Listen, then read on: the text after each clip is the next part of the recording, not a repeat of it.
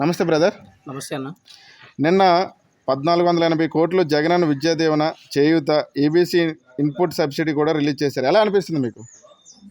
ఆయన అన్నటువంటి ప్రతి కార్యక్రమం కూడా ఏ విధంగా అయితే ప్రజలకు మాట ఇచ్చారో అదే విధంగా ఆ కార్యక్రమాలన్నీ కూడా విజయవంతంగా ఆయన సక్సెస్ చేశారు. ఆయన ఒక ధనికాలని లేదంటే పేద అని వాళ్ళు మన వాళ్ళు కాదు, వేరే పార్టీ వాళ్ళని, వీళ్ళు మన పార్టీ వారు అనేటువంటి తారతమ్యం అనేది ఏమీ లేకుండా అందరూ సమానులే అనేటువంటి భావనతో ఈ కార్యక్రమాన్ని చాలా సక్సెస్ గా కంప్లీట్ చేశారు.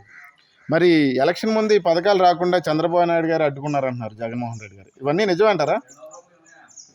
ఇవన్నీ నిజమే సార్, అక్షరాల నిజం. ఒకటే, ఈ ప్రస్తుత కాలంలో ప్రజలు ఏ విధంగా ఉన్నారంటే వాళ్ళు పెట్టరు, వేరొకరు పెడుతుంటే చూడలేరు. చూడకపోవడం కూడా కాకుండా పెట్టే వాళ్ళకి పెట్టనివ్వకుండా చేసేటువంటి విధానం అండి ఇదంతా ఈ కాలం అనేది. ఈ ఎవరన్నా పెడుతున్నారు అంటే వాళ్ళు వేరొకరు పెట్టనివ్వరు, వీళ్ళు పెట్టరు. కానీ జగన్మోహన్ రెడ్డి గారి విధానం అయితే అది కాదు. ఆయన ఏదైతే చేయాలనుకుంటున్నారో ఆ కార్యక్రమాన్ని సక్సెస్ఫుల్ గా కంప్లీట్ చేశారు. రానున్న 5 సంవత్సరాలు కూడా ఆయన చేస్తారు. అలాగే మరి ఇచ్చిన మాట తప్పని జగన్ పై మీ అభిప్రాయం ఏంటండి? ఇచ్చని మాట తప్పనటువంటి మాట మీరే అన్నారండి. ఆయన పలానా ఏదైనా కార్యక్రమం చేస్తారని కానీ లేదంటే పలానా ఏదైనా నేను చెయ్యగలను అనేటువంటి భరోసా ఇచ్చారు అంటే ఆయన 100కి 100% కూడా చేస్తారండి.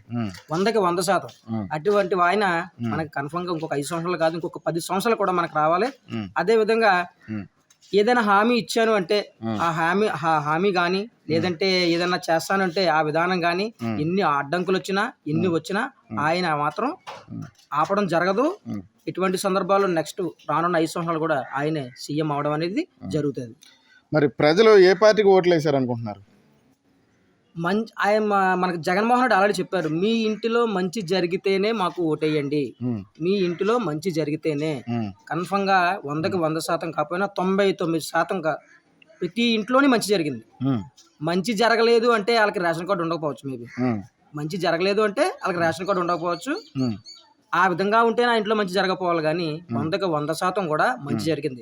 బహుశా నేను 99% అన్నాను, కానీ 99% కాదు, 100కి 100% కూడా మంచి జరిగింది, జరుగుతుంది, అదే విధంగా కంటిన్యూ అవుతుంది. మరి ఫైనల్ గా ఎవరు సీఎం కాబోతున్నారు? ఎన్ని సీట్లు వస్తాయి?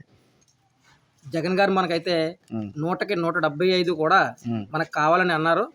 అదే విధంగా జరుగుతుంది. రానున్న 5 సంవత్సరాలు కూడా ఆయనే సీఎం అవుతారు. ఆయన పాలనకి తిరగలేదు. Thank you brother. Thank you.